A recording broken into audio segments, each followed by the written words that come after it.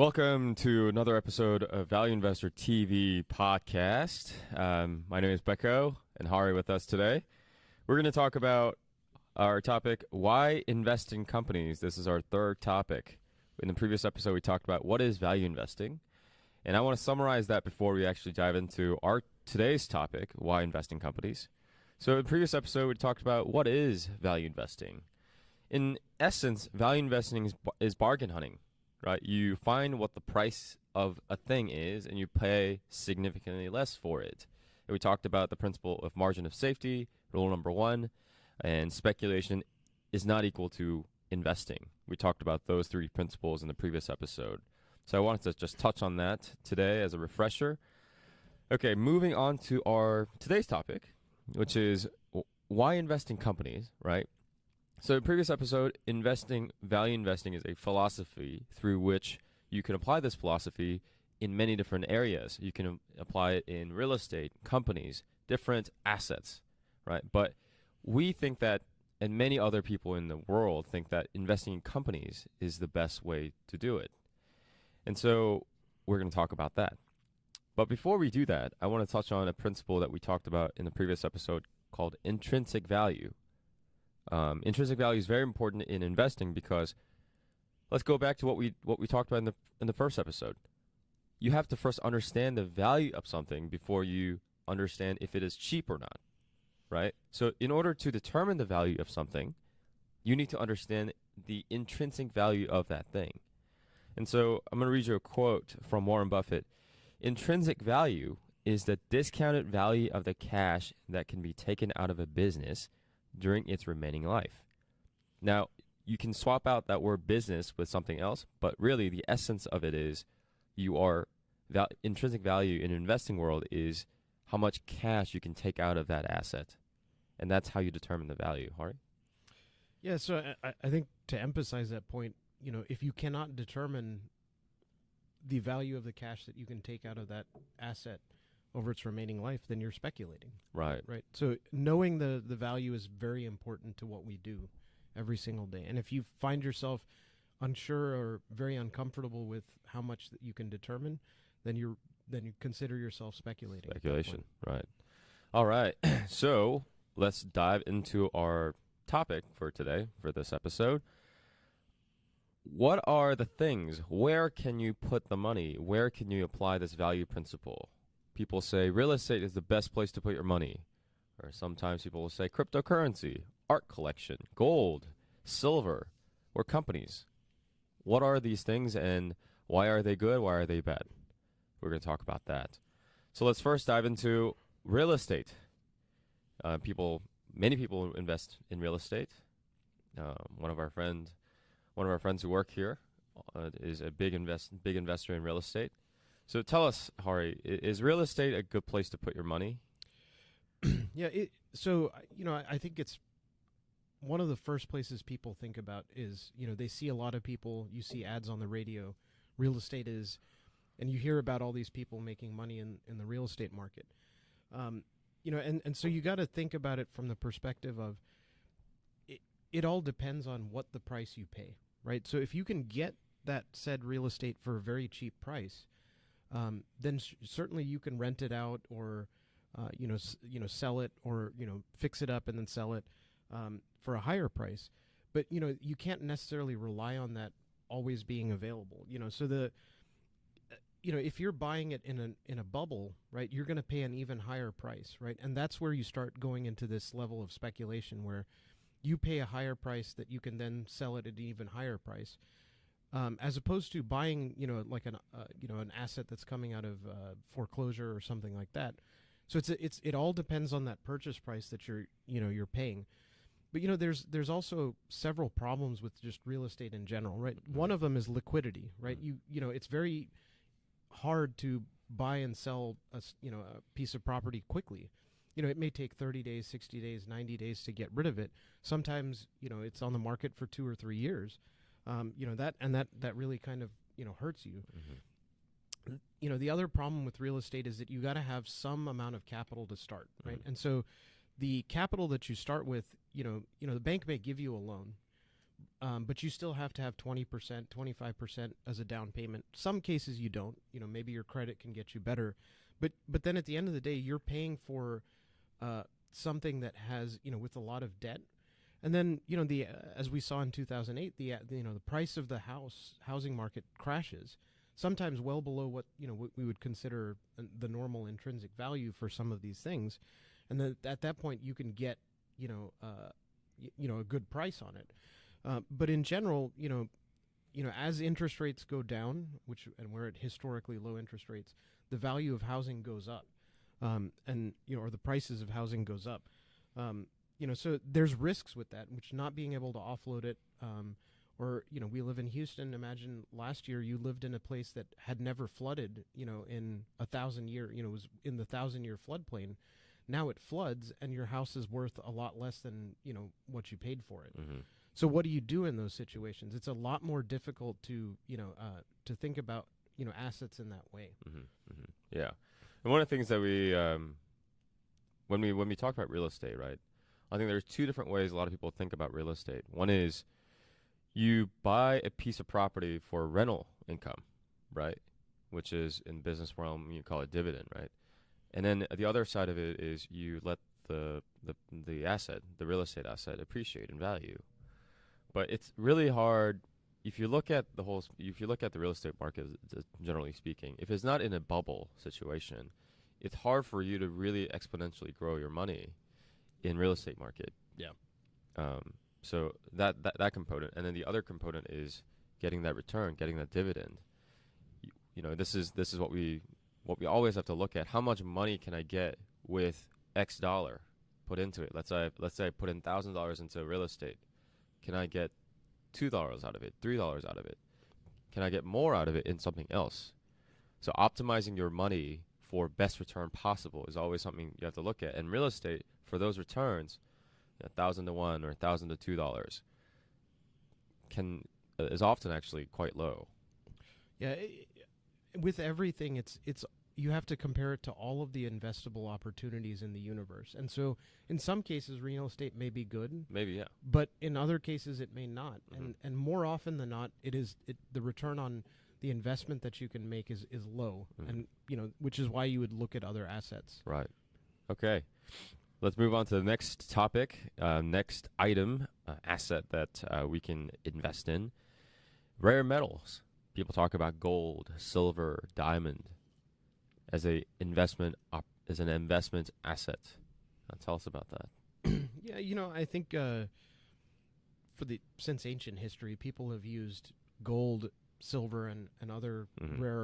rare metals as commodities for trading. For their entire economies were based off of it. I mean, even the U.S. was a gold economy until the 20s. But the problem with gold is, I mean, it's just the value of gold is what somebody else is willing to pay for it, Mm-hmm. right?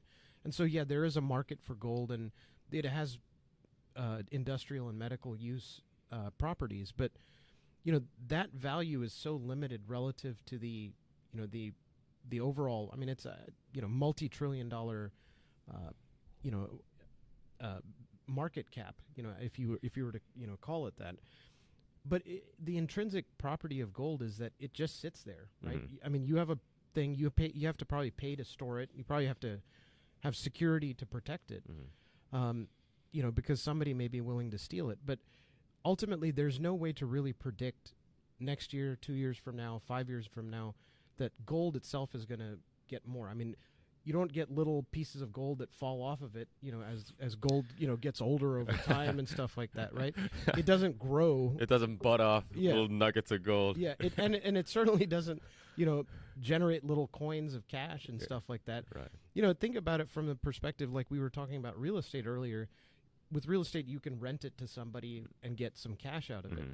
Gold, I mean, nobody's going to rent your bar of gold. Mm-hmm. Nobody's going to pay you money to go, look at it. Right. So what is its real, value? Well, the real value is very difficult to determine because it's what somebody else is willing to pay, and therefore it is speculative. Right. Gold and silver, all these rare metals come into play when there's a scare in the market, right? There's Right. fear in the market. All right, so let's move on to the next one, art collection. People buy Picasso or whatever the next famous artist may be. They buy a piece of that and think that's and think that's a good investment property. You think that's the case? Well, it's the same problem, right? Which is, it's only what somebody else is willing to pay for it, which is challenging, right? Because you have no idea what something is worth.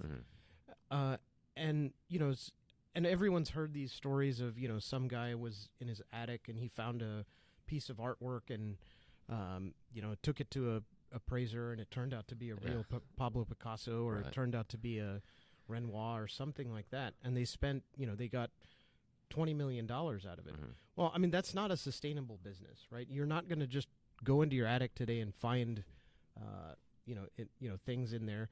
And certainly today, who knows what is going to be worth, what is painted today is going to be worth in 100 years from now. You may buy 1,000 pieces of art and none of them are worth the price you paid in 10 years or 20 years or 30 years. So it's really difficult to just make a prediction. Now, maybe you have more insight as an art collector because you work in an art gallery or something like that.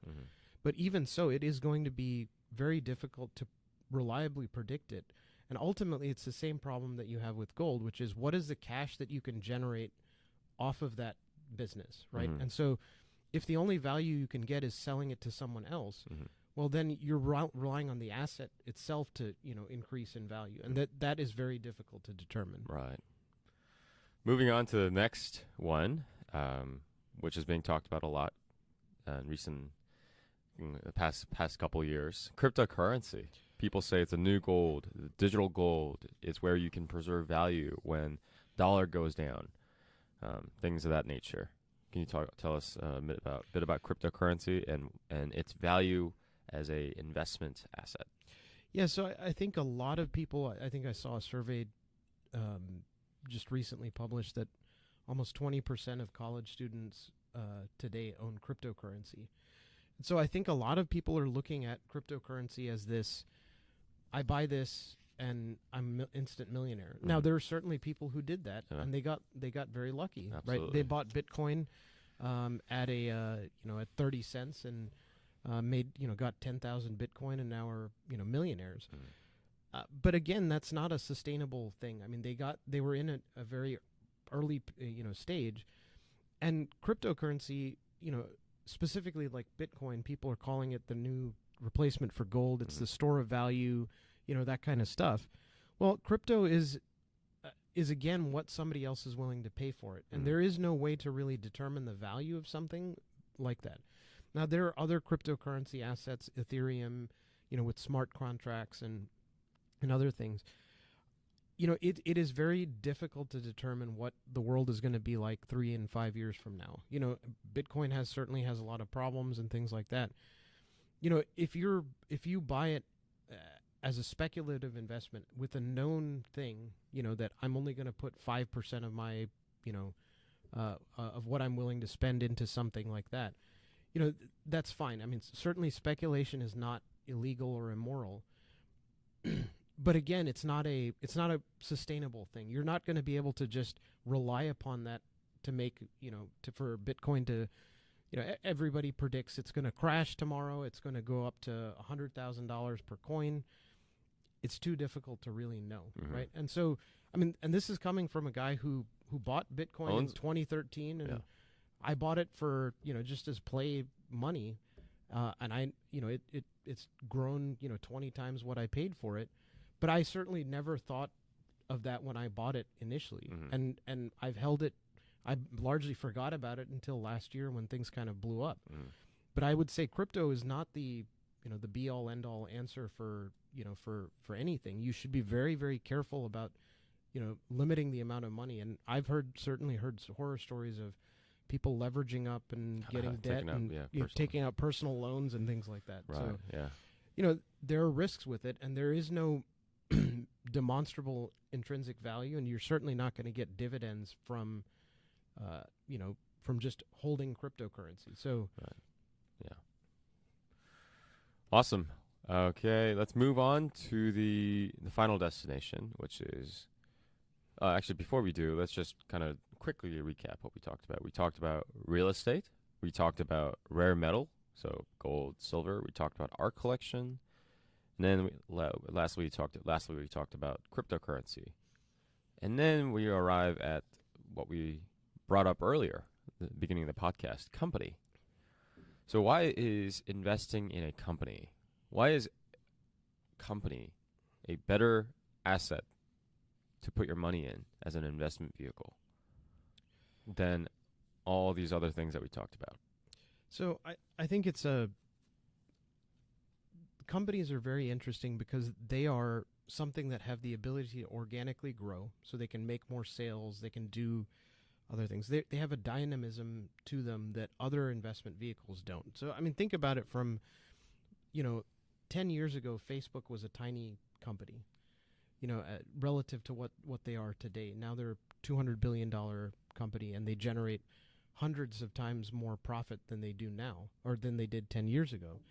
So their ability to grow not only their, user base and other things allows for you to participate in something that is, tremendously valuable, right? And so these kind of things that exist all over the place. Companies have the ability to change, markets, to adapt to different things. I mean, you look at bigger companies like GE and Johnson & Johnson, they're in multiple different fields, but that's not where they necessarily started. So the ability, as companies grow and generate money, they can, invest that money into new businesses, continue to make a return for their shareholders. And that return, it can far exceed what you would buy with cryptocurrency, with, with real estate and so on. Mm-hmm.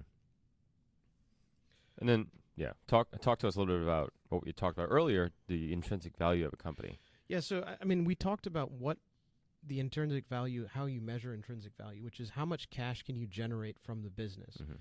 For the life of that business. Mm-hmm. And that cash is a measurable number Mm-hmm. that has a, it's not necessarily predictable down to the, the dollar, but Sure. you can kind of estimate what that growth rate would be, and you can see, are they trading relative to that?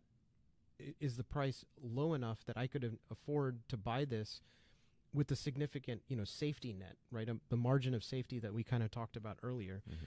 So that value is a tremendous ability to help guide your investment decision. Now, you certainly may make mistakes about what the future prospects of a business are and so on.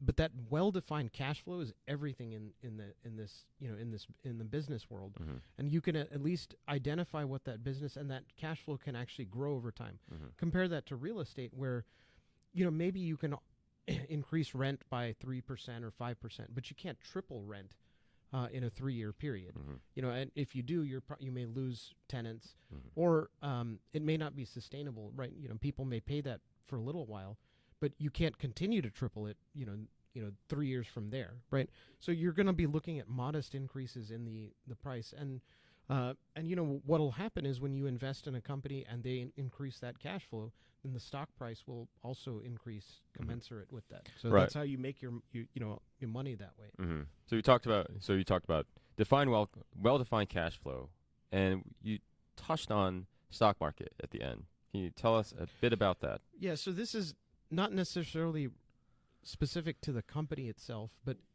the ability for us to purchase companies exists because they have a marketplace that is trading 5 days a week and sells you shares of these, pieces of these companies. So what that ends up doing is it creates a large amount of volatility in the price. So every single day you can open up, Yahoo Finance or the Wall Street Journal, find the price of a specific company that you're looking for. You can determine the value of that company based on cash flows and things like that.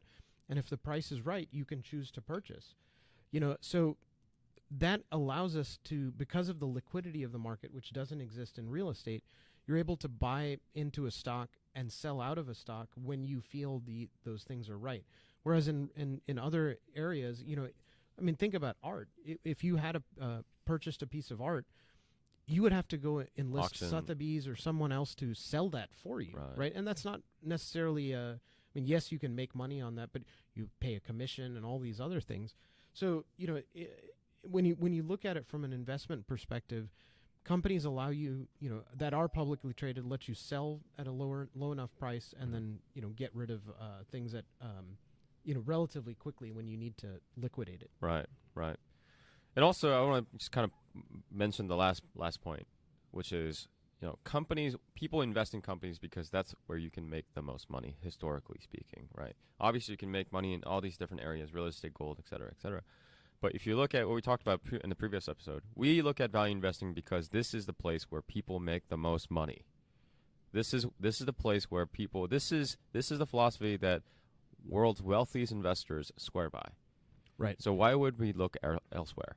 Same thing with companies. This is the place where a lot of people look to make a lot of money consistently. And so we're not going to look anywhere else but companies. Yeah, it's like the quote of the robber in the early 1900s who said, he was asked, why do you rob banks? And he said, well, because that's where the money is. Mm-hmm. Right? It's the same thing. Investing is, in companies is where the money is. Mm-hmm. So that's why we look at that. Right. Yeah. Great. Well, today's episode was why invest in companies. We talked about intrinsic value. We talked about real estate, gold, art collection, cryptocurrency, and lastly, companies as investment vehicles. Thank you so much, Ari. Yeah, we'll see you on the thank next you. one.